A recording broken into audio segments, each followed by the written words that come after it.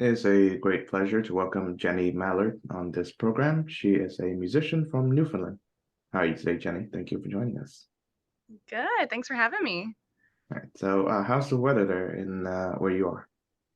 It's actually kind of nice today. I haven't been outside yet. It's only 10 a.m. Mhm. But yeah, it's pretty. It's about 15 degrees Celsius, 15, 16. So, not too cold, not too warm. I like it around that.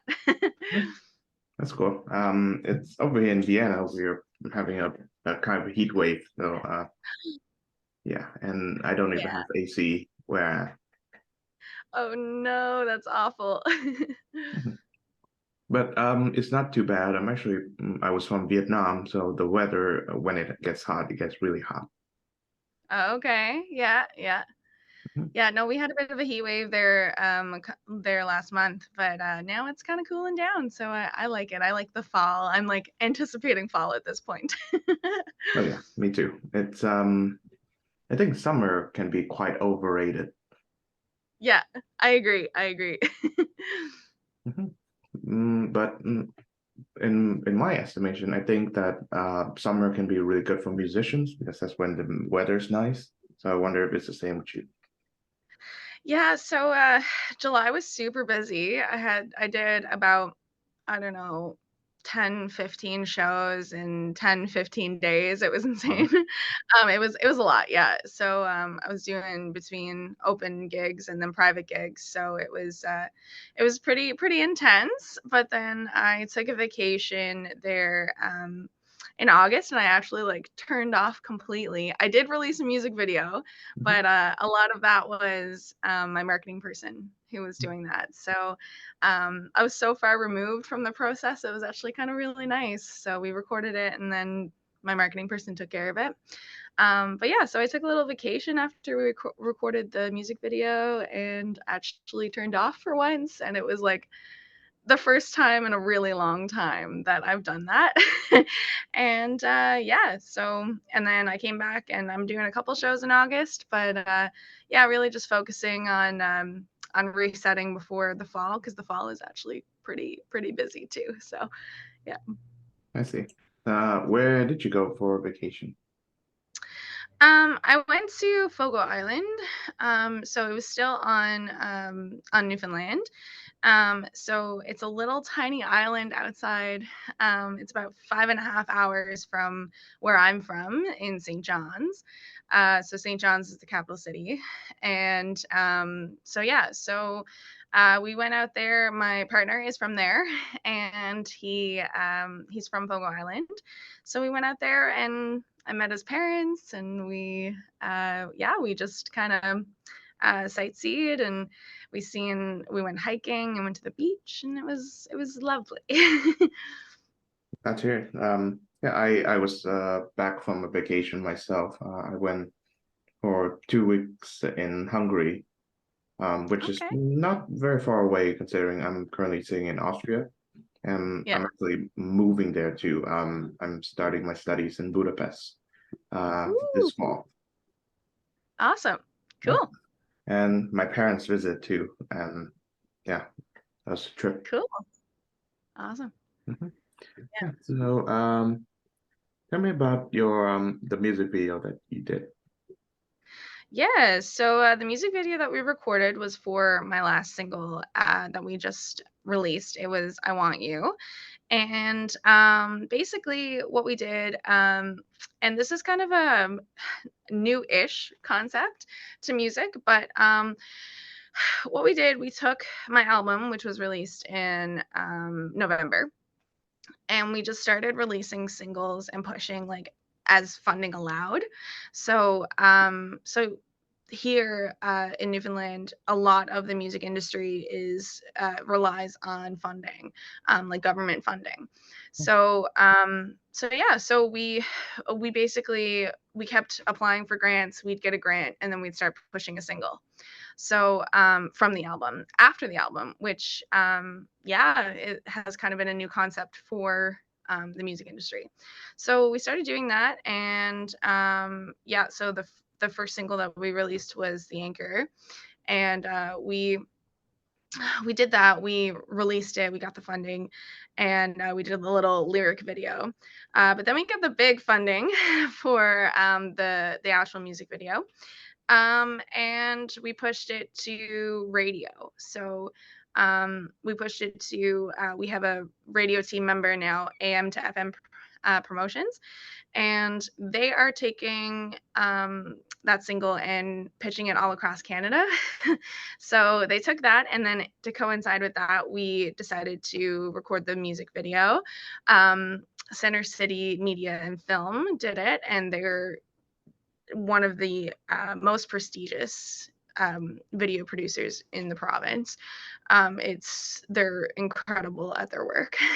So yeah, so they helped with the music video. I got a couple friends together, and we just filmed a day at the beach, and it was very beachy, summery kind of vibes, and we just got some shots of us having a laugh and having some fun, and really just enjoying the beaches at in Newfoundland, which was really tied into the theme of my album, Mhm. because my album is Into the Deep, which is ocean related. So it's all kind of weaved into that theme.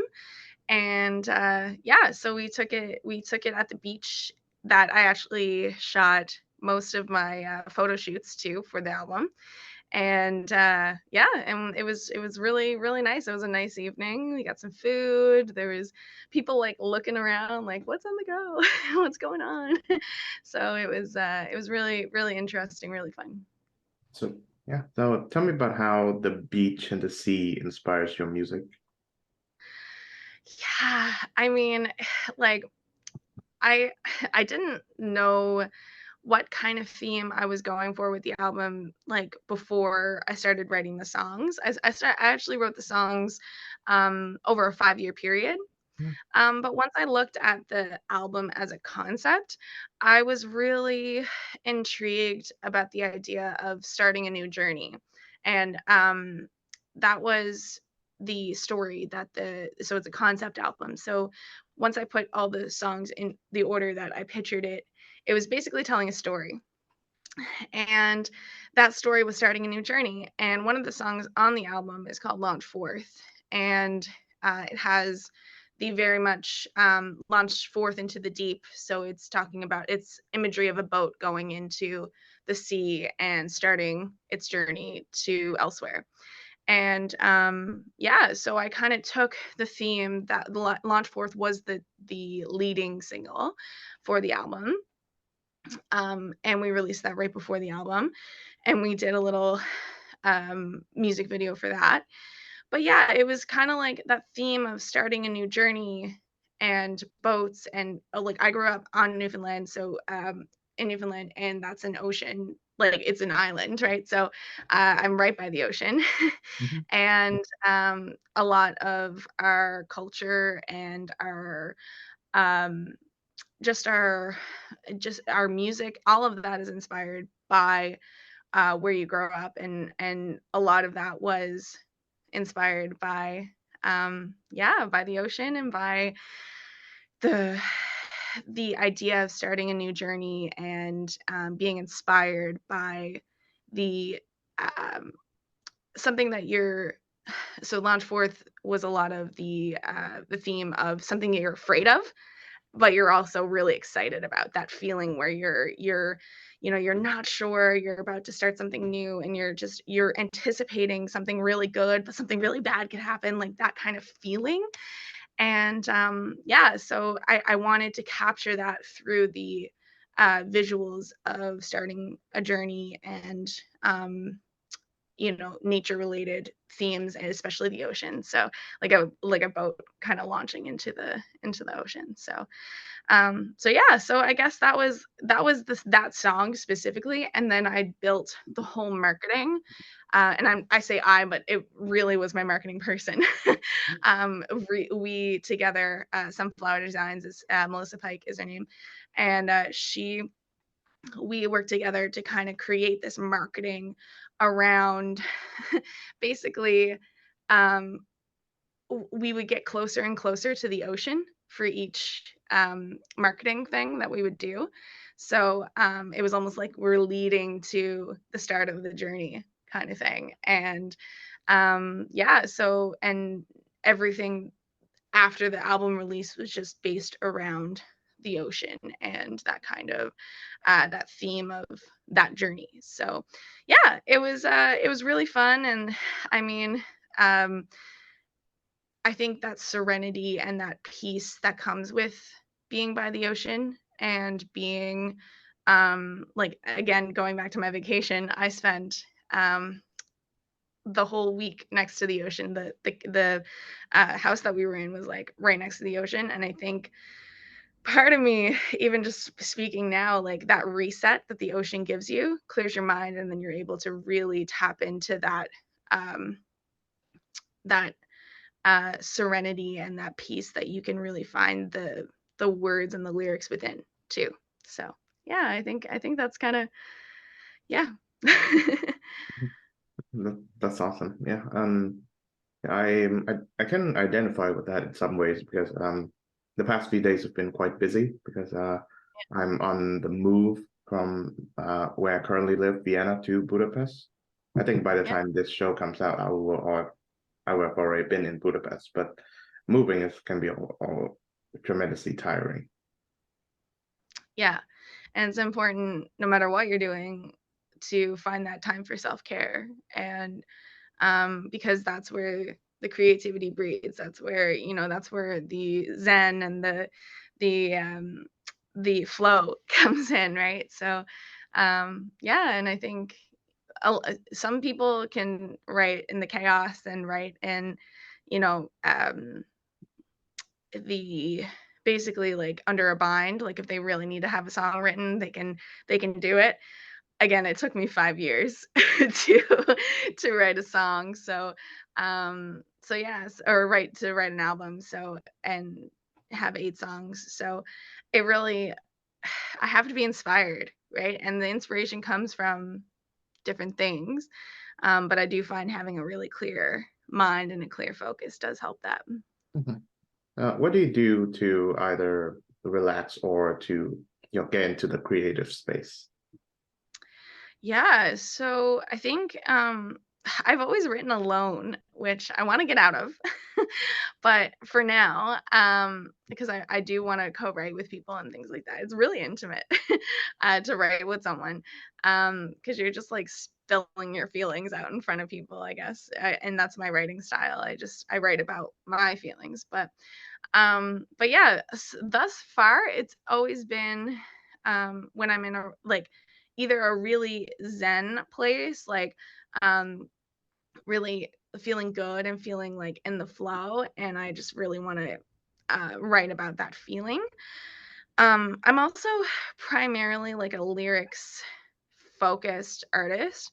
So like it's almost like I start with poems and words and sometimes like a little melody together. So um a lot of that comes from the experiences that I'm going through.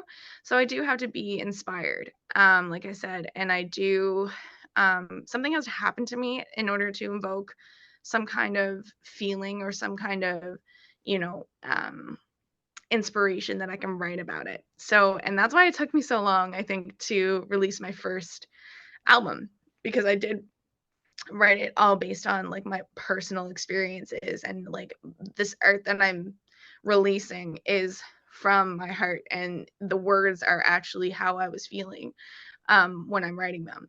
So I don't think that is necessarily a super sustainable way to to write songs, because it does take so long to find that in that inspiration. And um, it took a while for me to write all of them, um, and to come up with that much content. Like my life isn't that interesting. So um so yeah, so I mean, like right now as I'm writing new songs, um the first album was different, because the second album I think is going to be a little bit more about, yes, still focusing on lyrics and still focusing on catchiness and speaking from the heart, But also like learning from the first album and learning what people like and what people don't like, and learning my audience, and also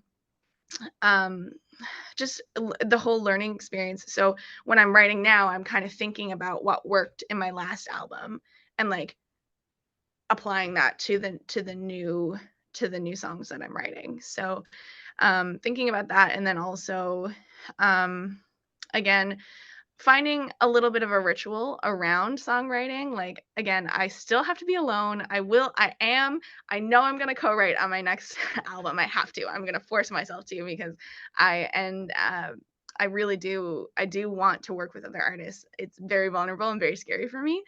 Um, but for now, again, when I'm just writing, I'll most of the time it's in my room, and I pick up the guitar and I feel a little bit of inspiration, and I just kind of start scatting and start writing down lyrics, and way to go. But I do kind of, again, I feel like the next album is going to be a little less tied to my personal experiences and more into still storytelling, but focusing on like vibes of the song and focusing on like the lyrics also, but like focusing on um very much is still being authentic, but you know, having a little bit more fun with it, if that makes sense, instead of Mhm. just taking, my journal entries and turning them into songs. Okay. So so yeah. So that's kind of where I'm at right now. I do like to get into that zen zone, that that flow, and I do feel that inspiration. It's almost like a calling inside. It's like I really want to write right now. Let's do that. So, yeah. Mhm. So when can we expect this new album of yours? It's a little premature to say that. I mean, what we really want to do is we want to really ride the wave of this album first. I know a lot of singers and songwriters and artists, they really want to like they released their first album. They're like, oh, okay, well, that's it. That's the promotion. But we're taking a completely different approach this time, and like as funding allows, we're taking the already released songs and pushing them so that people listen to them, and that it's not just it's released and listen to it and move on, right? We're taking each song from the album and releasing it as a single, giving it its spotlight. Mhm. And then yeah, so I think, I mean, we still got a couple more singles I think to go in on this album. And even when I'm thinking about it, like there's people who release, like a couple of my friends in the music industry who have released songs, a year ago. And they put it up, like they're like, oh, 1 year anniversary of this song. And I'm like, I still listen to that song all the time. Like it doesn't seem like a year, right? And it doesn't feel like that much time has passed. So I still think that there's that um I really want to ride that wave of the release instead of, rushing on to do more music. But I mean, I'd say again, a lot of it is based on funding. But once the funding allows, and at the 3-year mark in Newfoundland, you're considered a mature, or it's not mature, but you're not an emerging artist anymore. So you're a more mature artist. So you can apply for bigger funding grants. So yeah, so then after the 3-year mark of your first release, you're able to apply for the bigger funding grants. So I'd say that's probably around the timeline that we're looking at. Mhm. Right. So yeah, tell me more about how the grant system works in Newfoundland. Yeah, so there's a couple different grants that you can apply for. The three that we focus on are Music and L, and Arts and L, and then Factor Canada. So that one's federal, and then the Arts and L and Music and L are provincial. So they are the ones that we take advantage of. Again, for emerging artists, it's a little like the pot for the emerging artists are, again, it's a riskier kind of investment, so they're not, the funding isn't as large. But the thing is with these grants is typically, like, not typically, but the more you get them, the more you kind of realize what they're looking for, and the more chances you have of receiving funding again. So I did secure all three this year. So for the album, so that gives me a little bit of hope that it can grow and that I can continue to get funding. But yeah, and like each funding program kind of focuses on different things. So with Music NL, they take a really big focus on your marketing plan and like how you're going to market your album or whatever project you're doing. And they really focus on like the tangible ways to get your music out there. So yeah, so that's Music NL, and then Arts NL is their primary focus is artistic merit. So that is a little bit more broad, but basically the merit of your art and like how people are going to receive it. What's your impact? What's how are people going to receive this? And so it's a completely different approach to the funding applications. And then Factor, I wasn't too involved with the Factor funding, the Canadian funding, but they're a little bit more, from my experience, like they want the whole concept. Again, I wasn't a huge part of writing the Factor grant, but a lot of them they're looking for similar aspects of both the funding programs. So it's more, and it's Factor is, especially when you get up to like the higher amounts, are real it's really competitive because you're competing across Canada, whereas Music NL and Arts NL are just within Newfoundland and Labrador. So and then the other aspect is Music NL typically doesn't get as much funding as Arts NL. So Music NL is pretty competitive too. And then Arts NL is they have a little bit more pot for funding. So it's almost, Arts NL is the first funding program that I secured, and then we ended up getting the rest of the funding. So yeah, that's kind of how it works here. And like a lot of artists depend on that funding because you can gig and you can go to you can pull off shows and things like that, but realistically it's decently hard to make a living at as being a musician if you're not a gigging artist, like gigging 3-4 times a week, almost like a full-time job, you know what I mean? Mhm. Some people will tour and things like that, but a lot of the time they're getting funding for it, right? So any profits that they make is great. But having the upfront funding to, go across Canada or to release an album. I think I spent, 20 grand on the album. So it was um a lot of money and a lot of work. And yeah, I do think that the province does rely on that funding a lot to excel musicians' careers. So Mhm. Yeah. So is a tour either across Newfoundland or across Canada something in the cards for you? I would say that we're thinking like 5-year plan. After having enough material to, I mean, I can play covers up the yin yang. Like I can, play 3 hours of covers. That's what I'm doing now. Right, but I'd like to have enough music to do like a full show like of original music, or at least like majority. So that would have to happen after the second album, I believe. So, um, and even then, probably wouldn't be enough for a full like 3-hour show. But still, I think like that would be looking at the timeline, like potentially after the second album release, depending on how much funding we get.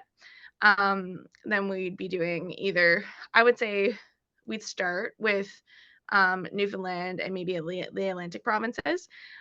So Nova Scotia, New Brunswick, and PEI. So those areas, and going across there and just kind of feeling it out. And the places that we go might depend on where I'm getting the streams too, right? Like, and see who's actually listening to my music, or what radio stations are picking up my music, and who's playing them the most, and things like that, because that's where I'll get the fans. So yeah, I think it's a little far in the future, but it definitely is in the future. And what I didn't realize getting into the music business is that it is a slow burn. Mhm. It is like, I went to the East Coast Music Awards there last um, April, and I realized that these people who are winning these awards, like, they've been in the industry for 10, 15, 20, 30, 40 years, right? And they're still getting awards. So it's almost like um it is it is a lot of work, and you're in it for the long haul, and it's not just, I think, in releasing the album, I thought, oh, that's, not that's it, but like, it's, that's a huge accomplishment, and obviously it is. But it's just the beginning. And I think I didn't truly realize how much that was in the beginning. How that is the first step, and how um it is a slow burn with with these kind of things, and that it's not just, oh, you release your album and then you become a rock star overnight. Some people it happens to, but most people, they're working really hard for a really long time. Mhm. Do you find that the music business, whether it's just applied in Newfoundland or in general, rewards longevity? I do. I think that it basically um and I seen that a lot at the East Coast Music Awards. These people who I seen, 10 years ago in 2015, win award, like, or not win awards, but were performing um, in the showcases. Like, they're winning a lot of the awards now. So, it is. Um, and I mean, I don't follow a lot of the award systems, like in the US, and even the Junos. Like, I don't follow a whole lot of that. So I think it's very far fetched, for enough super far fetched for me. But I mean, it's a little, it's not my focus area right now. And again, I'm trying to slowly grow, and I don't think you see it, some people who become, pretty big overnight, and that's, it's, with TikTok and YouTube and Instagram and all that stuff, now people are just kind of blowing up, and it's great. Um, but I think what a lot of people don't realize is, some of these people, you know, it may look like they blew up overnight, like for example, Jax. She wrote um, Victoria's Secret, that really viral song that came about on TikTok. And I just kind of like, that went viral, and I was like, oh, like, she came out of nowhere, kind of thing.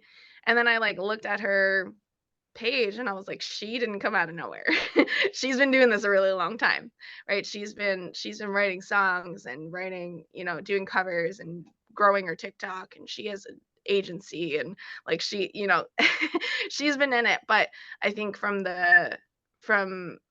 the audience point of view, a lot of the time it can be like, oh, it seems like they got famous overnight, and they didn't. They just same thing.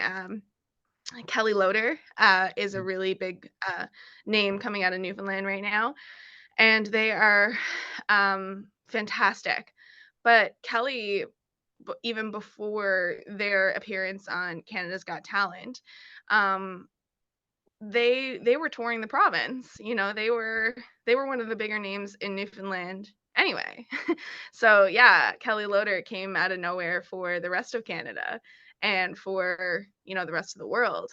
But in Newfoundland, they were already one of the bigger names. So, it's just kind of, it puts it in perspective, of, some people are, yes, I do believe that the phenomenon exists, that people just kind of, you see those people who are busking one day and then the next day, an agency picks them up, or someone picks them up, and the next day they're famous. But I think it's, for the most part, just like any career, right? It's a career. You start from the bottom and you move up.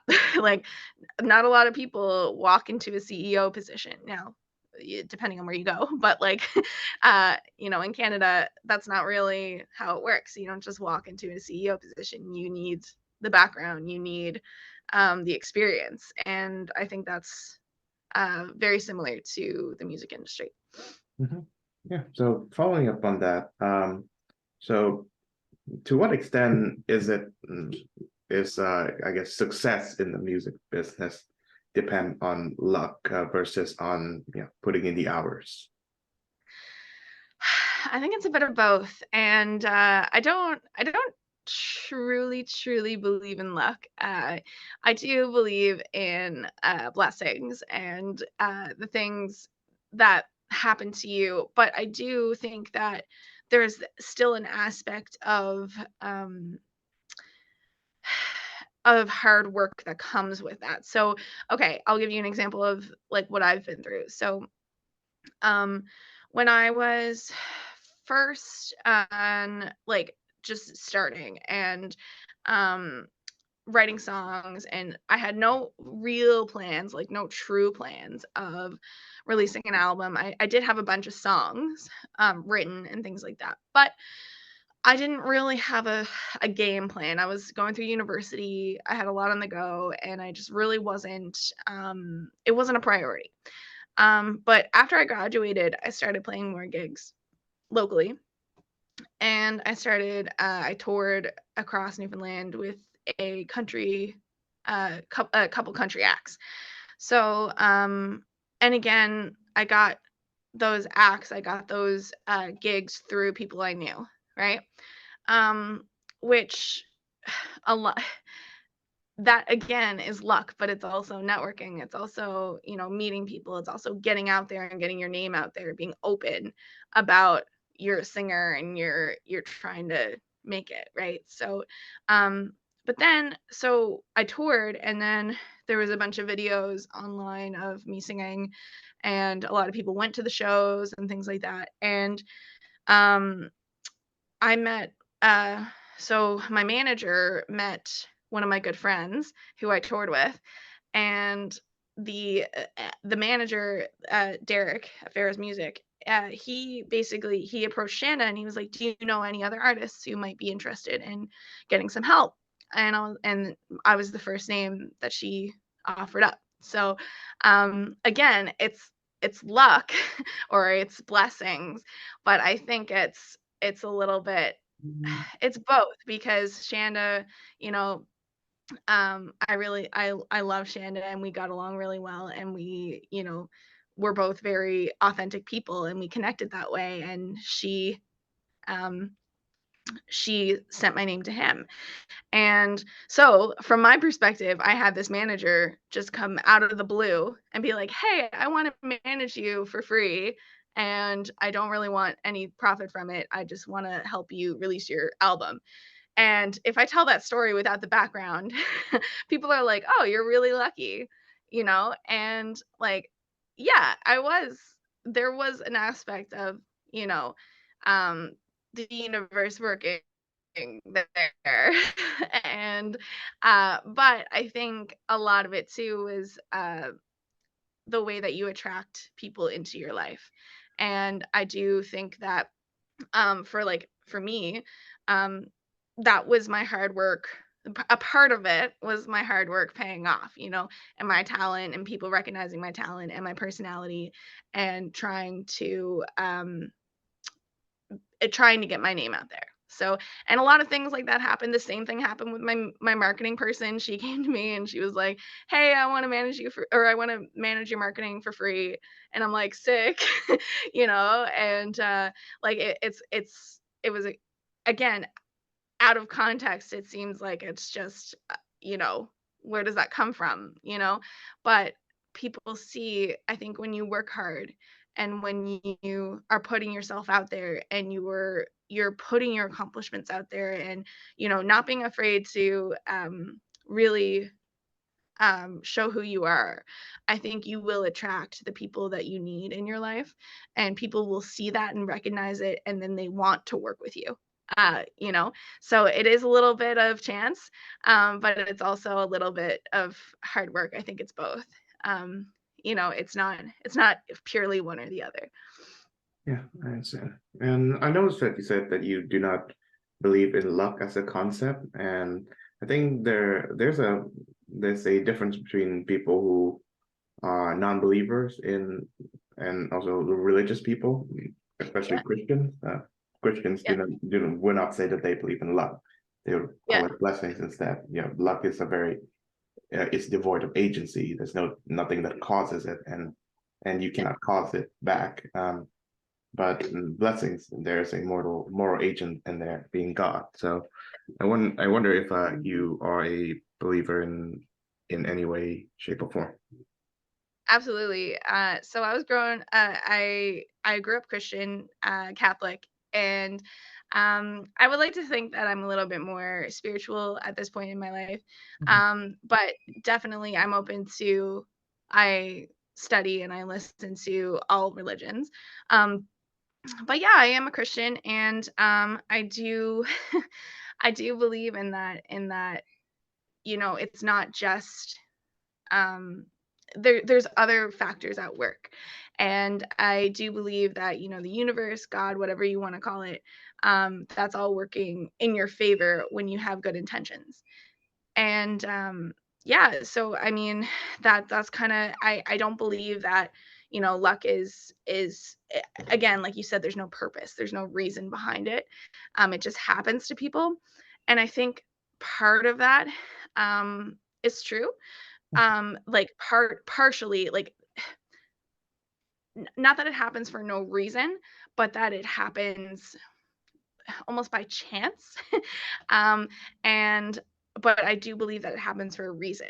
I believe that everything happens for a reason, and everything that happens, there is another, um with every action there's an equal and opposite reaction. So I do believe that again, part of it is you, but part of it is what you are a part of.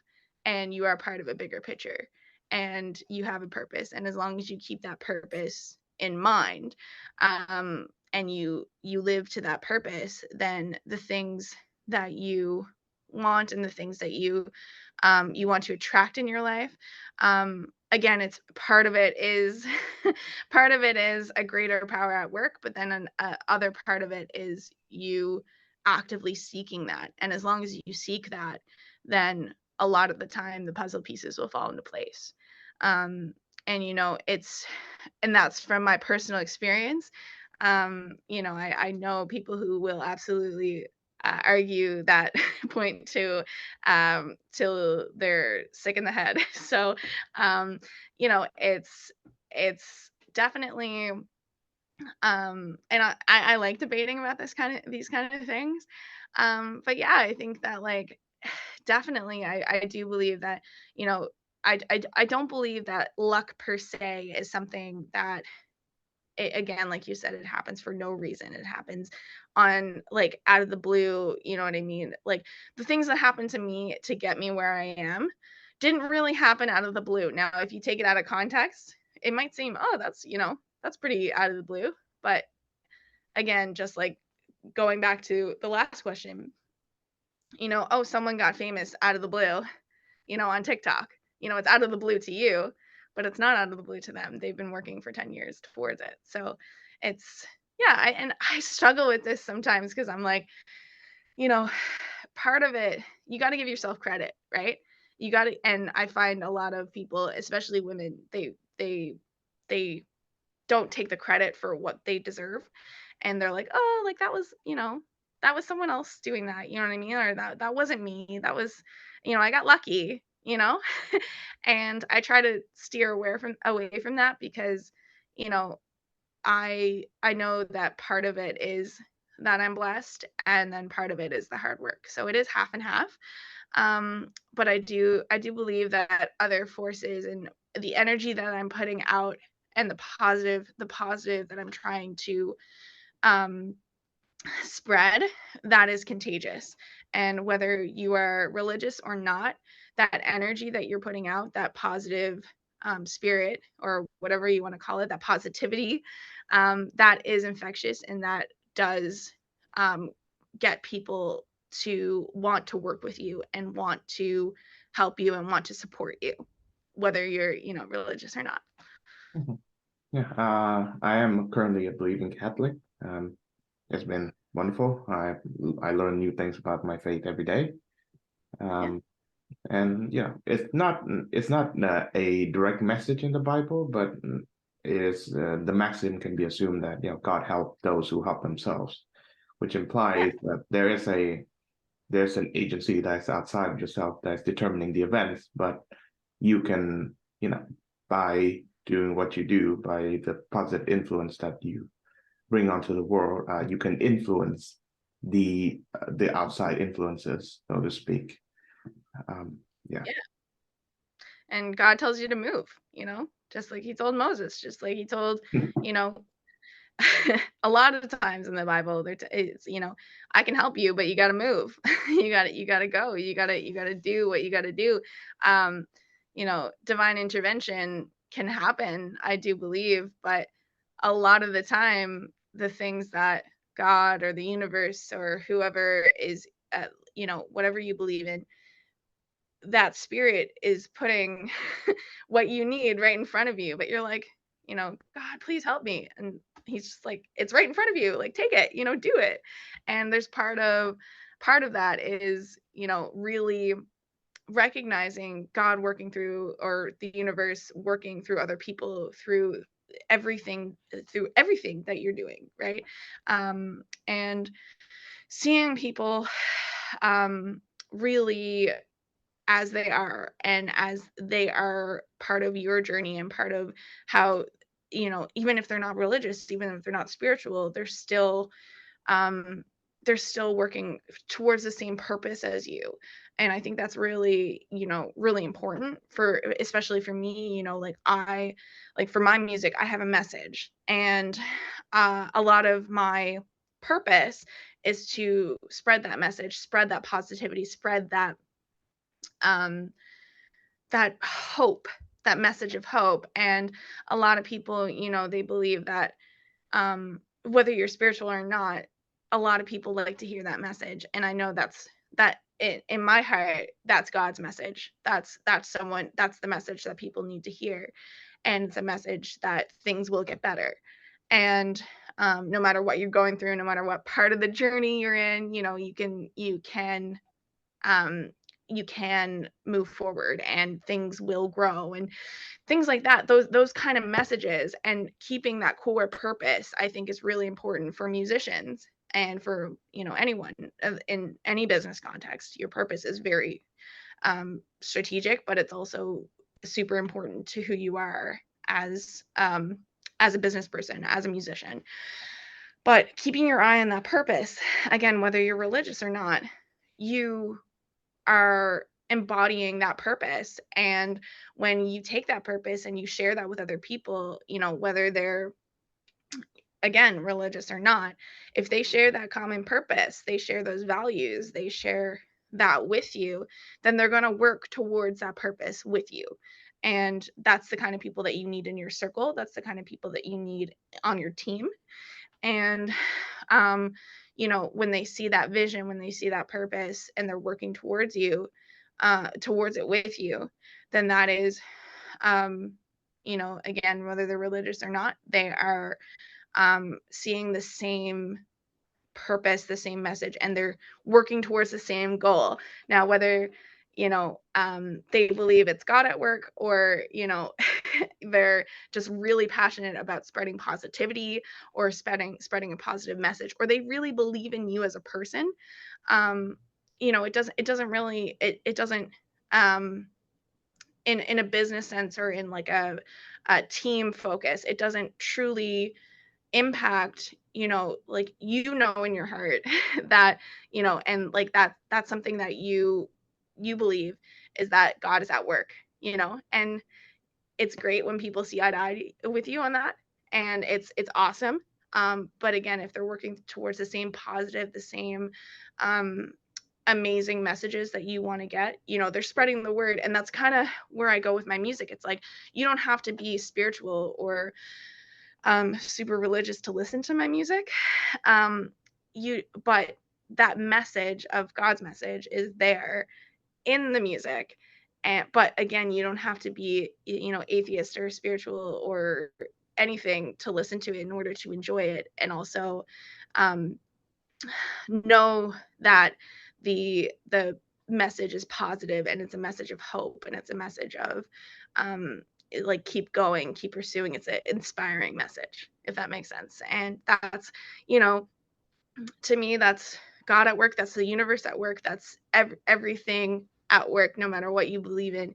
It's that positive energy that's really spreading. And that's my goal. And I think that is, as long as I have that goal and I keep my eye on that purpose, I am doing God's work. I'm doing, um, I'm staying in line with my purpose. I'm staying in line with my spirit, and I'm spreading that spirit to other people. So, yeah, that's kind of where I'm at with that. And I do think it's great.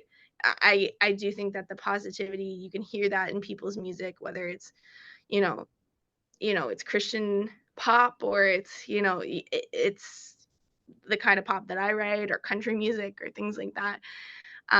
If you listen to a song and you feel that spiritual presence, you feel that, that feeling that, it's invoked in you, um, whether it's a Christian song or just a really hopeful, hit home song.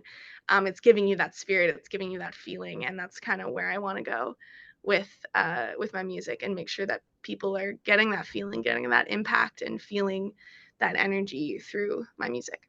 Mhm. So a great book that I would recommend to all musicians is the one titled The Creative Act by Rick Rubin. I don't know if you've heard of that. He's Okay. Yeah. yeah, You gotta send that to he, me oh sure. after. Few people have had that much of an impact in pop music as Rick Rubin does in the past 30 or 40 years. I mean, every well-known musician's name that you hear either recently or in the past, he's either had a hand in producing it. Like he has a long list of people he's collaborated with, and some may surprise you, but he has a very interesting perspective on music and the music business and or the creative act. For one, he does not think that talent or the higher form of talent that people call genius um, guarantee longevity. Obviously, there are different concepts going back from the classical times to romantic times on whether talent or genius is access to the divine or just a product of you being born differently from other people.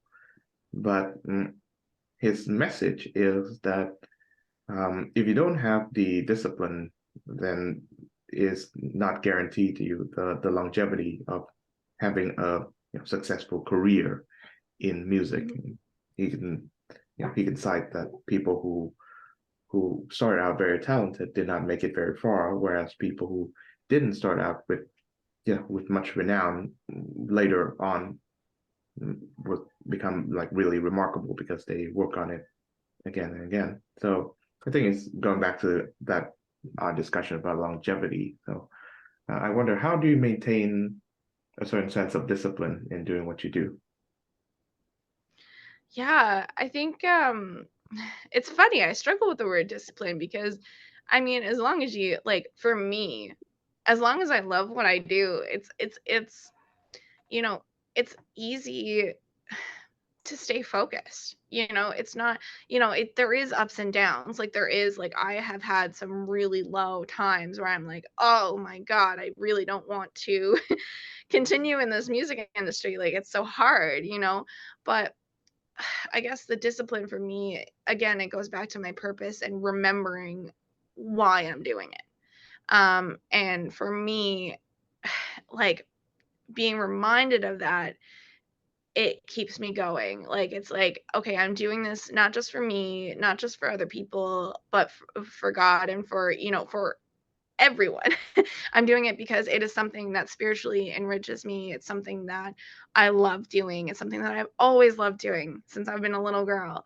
And, there are, you can get caught up in the bowl, and it can be hard sometimes, but I think where I channel my, I guess, discipline, um, is through keeping an eye on the prize, keeping my eye on the purpose, and keeping an eye on, why I'm doing it. And I think that, discipline, it's an interesting word because when I think of discipline, I think of, having to, do things that you don't want to do. And I think that's part of it is that, but you also like, for me, no one's forcing me to be a musician. Not even myself, not my parents, not anyone. No one's forcing me. I am actively choosing because I want to. And I think if I continue to do this because I want to do it, like once I lose that want, um, I know that it's not serving me anymore and it's not something that I want to continue doing. Right? But the choice for me when I have that purpose, that guiding light, right, is that choice is always going to be continue on, keep doing it, right? Until it really negatively affects me, until it's really having a negative effect on my mental health, or there's things where I have to take a break, or I have to completely call it quits. But until I get to that point, if I ever get to that point, the choice will always be to continue on because I have my eye on that purpose. And it is discipline, in a way, but it's a little bit of a spin on it. It's like I'm still actively choosing to do this because I want to fulfill this purpose. I want to continue on.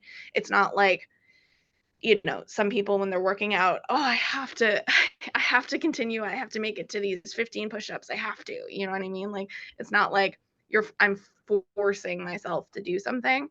It's almost like I'm actively saying I can give up right now or I can continue going, which is going to be better for me. And almost 99% of the time, actually, well, 100% of the time so far, the active choice is to continue with the music. And if it's not, then it's time to take a break, or it's time to, step back and refocus, or look at my activities. What am I doing day to day, or month to month that I really enjoy, and what am I doing that I really hate? Can I get funding to pay someone to do something that I really hate? How do I switch my day-to-day activities so I can still focus on my purpose, but I'm enjoying what I'm doing, right? So, one thing, like an example of that would be when marketing. I hate marketing. I hate doing it. I hate like visuals, and I hate like I'm a really busy person with visuals and things like that. So I'm not like great at it, but I also don't love doing it because it requires a lot of attention, a lot of focus, like physical focus. And I was like, I kind of, yes, my marketing person approached me and was like, hey, can I do this for you? But as soon as she was like, as soon as, like, I think it was like within minutes, I was like, yes, please. Like, it was something that I could get off my plate that I didn't like doing, that I could get someone else to do. And eventually I started paying her, obviously, because she's absolutely amazing and she does a lot of work. But yeah, like how do we make that work? How do I take what I'm doing if I don't like a certain aspect of what I'm doing, then how do I either minimize that impact on me, or change around my strategy so that I'm doing less of what I don't like and more of what I do like. And I think as long as I have that mindset, that growth mindset, that how do we change, how do we grow, how do we pivot, then again, the choice will always be to continue on, but how do we fix the problems? How do we you know change what we're doing so that it's not, um as soon as music becomes a chore for me, or as soon as it becomes something that doesn't bring me joy anymore, that's when I know it's time again to either take a break, take a step back, and refocus, or I really don't think music is always going to be a part of my life, whether it's gigging in bars when I'm 70, or touring across you know the world. It's always going to be a part of my me, and I don't think I'll ever truly quit at it. I don't think I'll ever give it up unless it's really having a negative effect on me physically, mentally, spiritually. But again, I don't let it get to that point, because if something is bugging me or something is not right, then I either the universe intervenes and is like, okay, you don't have any gigs for the next month, which is kind of what happened with August. It was like, I needed a break, and I knew that I was getting really tired from doing all these shows, and I was making really good money, which is great, but it was almost like super, um it was overwhelming, and I found myself like showing up to gigs and I'd be like, "Oh, I got to go to a gig now." You know what I mean? And then I took a little break, and August came and I only had like a couple shows, which is like, I was like, "Oh, like I don't have any money coming in." But then I was like, you know, money isn't everything, for one, and for two, it's really, this is what I needed. I needed to step back a little bit because I was losing that love, that longing for performing, that I wasn't getting. I was so tired from doing all these shows that I was like, oh, I'm losing my love for it. And as soon as I get that, I know to either step back or pivot or do something to change. And I don't think I'll ever get to the point where I'm like throw in the towel, because of that, because I know, I need, when I'm feeling that way, when I'm feeling like it's something, a chore or something I have to do, I know that it's time for a change. So, Mhm. Yeah, I'm reminded of that quote from the great philosopher Bertrand Russell. He says, one of the symptoms of approaching nervous breakdown is the belief that one's work is terribly important and that to take a holiday would bring all kinds of disaster. So yeah, it's funny because we started out talking about our respective vacations, and this is yeah, where we end up in. And yeah, the idea of having a work ethic is important, but most people don't have a comprehensive definition of what it is. Oftentimes, people mean that, oh, someone is hardworking, but an important aspect of the work ethic is not just when to work and how to work and all that. It's when not to and how yeah, not to. yeah. Yeah, like, and again, I work a full-time job on top of this. So, I have been, in the past, I've known to burn out, and burnout is not a great feeling. It's really not. No one really wants to go there. And I've had to hit it a couple times, and really hit it hard in order to again refocus. And it took a couple times, but like, you got to know your limits, you got to know your boundaries, and I learned that the hard way multiple times. And now it's like, I I'm pacing myself, because pacing is so important, like you said, with work ethic, with everything. You can love what you do, but as soon as you're working too hard, or you're working too long of hours, or you're just working yourself to death, again, something that you love to do, like what happened back in July when I was I love performing. It's my favorite part of being a musician is performing. Live performance is absolutely.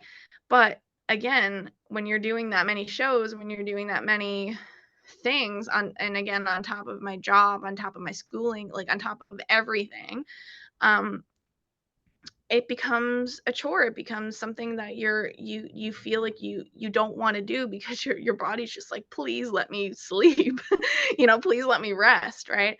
And I think it takes wisdom to know when to take a break, and it takes wisdom to know how to pace yourself. And it takes a lot and I've been through a lot of therapy. I've been through a lot of things to help me. I listen to a lot of therapy podcasts, and it really helps me, like a lot of the strategies that they offer up, to really know like when you're going towards the deep end, when you're going towards a place where you don't want to be, and really recognizing that and pulling yourself back and saying, I need a break. I need to stop. And it's either you make that active decision or you do it until you absolutely can't, and then you're in bed for, a week. So, that's for me anyway. So, that's how it works with me, and I've learned the hard way again um, to pace myself and to not work my like work smarter, not harder. Because again, you don't I think a lot of it too, like, I'm a people pleaser. I am a recovering people pleaser. And a lot of it is that, oh, people are relying on me. I don't want to take a break from work because people need me. People need this. People need that. They're not going to be able to do this without me. And it's like, in any industry, it will go on. Like, they will find someone. They will find a way.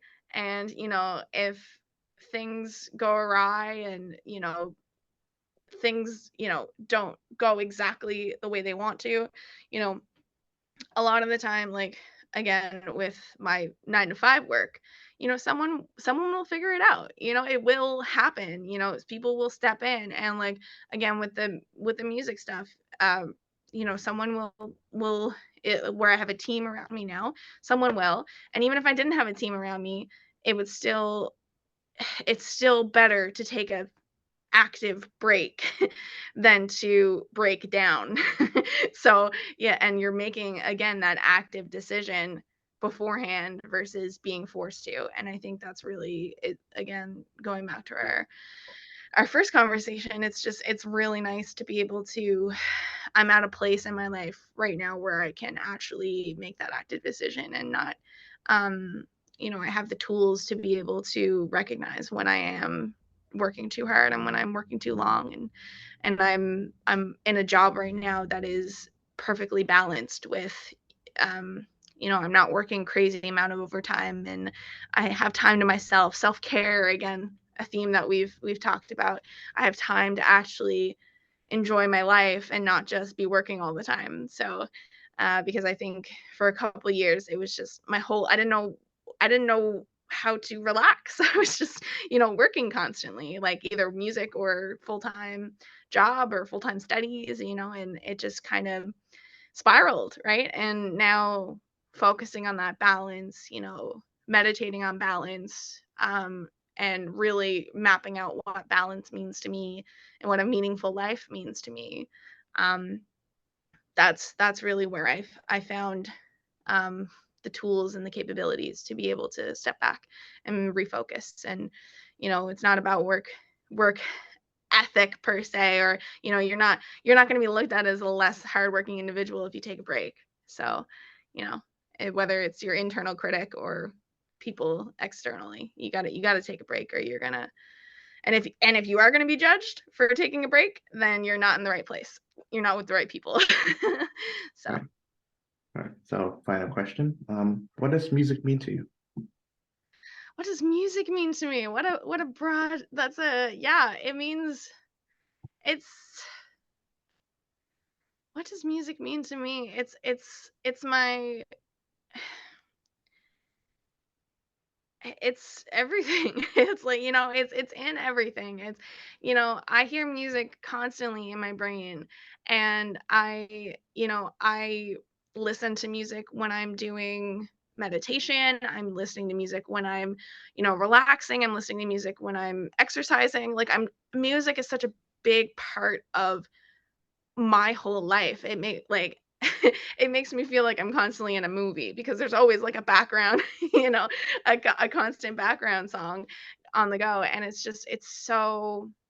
so important to me. It's not only like my job, it's not only my side hustle, it's not only, I'm not only a professional musician, but music, like other people's music is is what gets me through the day. Music is a part of, my church. That's what gives me, that feeling of presence. It, music is in everything that I do, and it's always there, and it's always it's always been my not only my escape, like sometimes not even my escape, but just um my my my zen space, listening to music and adding to my experience. That has always been a part of who I am. And I've been playing and singing since I've been, you know able to speak. So it's always been like writing music and playing music and being able to create that. Yes, that's my job or one of my jobs, but it's also like therapeutic for me. It's always been therapeutic for me. It's always been something that I actually love doing, and I love um it's a way to grieve, it's a way to get emotions out, it's a way to again get into that zen headspace, that flow. um it can be used for so many different tools and enhance my experience in my life. And again, going back to a meaningful life, music is part of creating a meaningful life for me. And whether that's writing, whether that's listening, whether that's producing, whatever that is, it's always a concept of enhancing my life and making it a meaningful life. So, Awesome. On that wonderful note, thank you very much, Jenny Mallard from Newfoundland, for joining this program. thank you so much.